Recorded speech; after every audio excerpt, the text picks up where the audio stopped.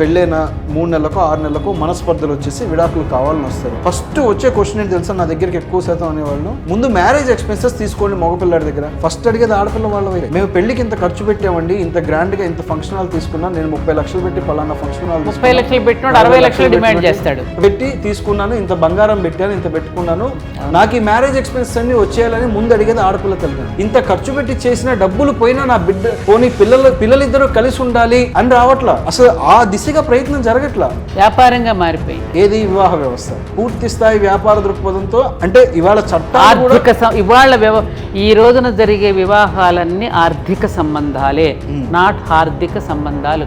ఆర్థికంగా లేవు, అంతే. రెండు కుటుంబాల మధ్య కూడా ఒక సుహృద్భావం, ఒక ఆలోచన, రెండు కుటుంబాలు కలిసిన ఒక ఆనందం, ఒకరినొకరు పరస్పరం అర్థం చేసుకోవటం, ఇవన్నీ కూడా లేనటువంటి వివాహాలు. వివాహం అనే ఒక క్రతు ఒక తంతుగా మారిపోయింది.